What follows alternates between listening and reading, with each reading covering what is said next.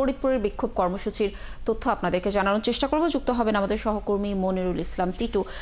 টিটু, আমরা দর্শকদেরকে যেমনটি জানাচ্ছিলাম যে বিক্ষোভ কর্মসূচি তো চলছে, আজ কর্মসূচির কি কি তথ্য রয়েছে একটু জানাবেন আমাদেরকে, আর এখন পর্যন্ত আসলে পরিস্থিতি কেমন দেখছেন, স্থানীয় যারা রয়েছে তাদের মতামত কি? নবনী, তার আগে গতকালের ঘটনাটি আরেকবার জানিয়ে রাখি। সেটি হচ্ছে গতকাল কিন্তু এই বিক্ষোভ কর্মসূচি থেকে এক পর্যায়ে ফরিদপুরের ভাঙ্গা যে উপজেলা পরিষদ, সেখানে হামলা করা হয় থানায় এবং হাইওয়ে পুলিশের থানায় বা কার্যালয়ে। হামলার ঘটনার পরে বিকালে 4টার পরপরই কিন্তু যে অবরোধকারী তারা কিন্তু মহাসড়ক ছেড়ে সরে যায়। তো এরপর থেকে একটি থমথমে অবস্থা বিরাজ করছে এই সমস্ত প্রতিষ্ঠানগুলোতে হামলা হওয়ার কারণে। তো গত রাতে তাদের একটি সিদ্ধান্ত হয়েছে, যেটি জানতে পেরেছি মধ্যরাতে, সেটি হচ্ছে আজকে তারা সড়কে অবরোধ সৃষ্টি করবেন না। তারা বেলা 12টার দিকে ঈদগাহ ময়দানে জমা হয়ে সেখানে তারা শান্তিপূর্ণ কর্মসূচি পালন করার চেষ্টা করবেন এমনটি বলছেন। অপরদিকে গতকালের যে ঘটনা, সেই ঘটনা পরিদর্শন করেছেন জেলা প্রশাসক সহ ঢাকা রেঞ্জের ডিআইজি।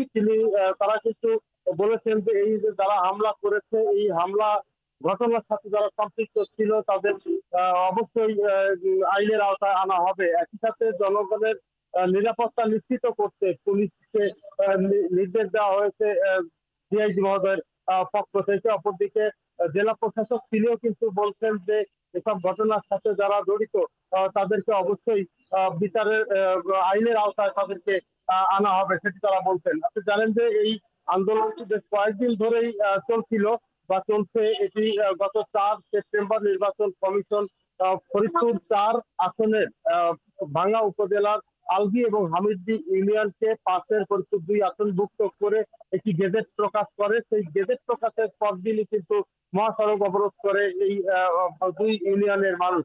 পরবর্তীতে তাদের সাথে কিন্তু দিনে দিনে যোগ হয়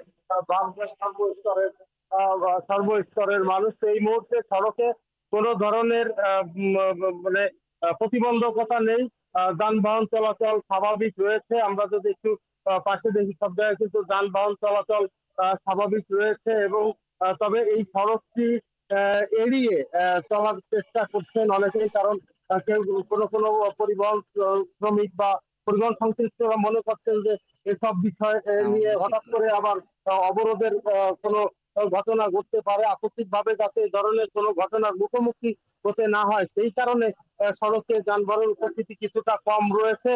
তবে এখন পর্যন্ত কোনো ধরনের তাদের কোনো কর্মসূচি আছে বা বিক্ষোভ করবেন এমন কোনো কিছু জানা যায়নি। লাবণী। টিটু, ধন্যবাদ আমাদের সাথে যুক্ত থাকার জন্য।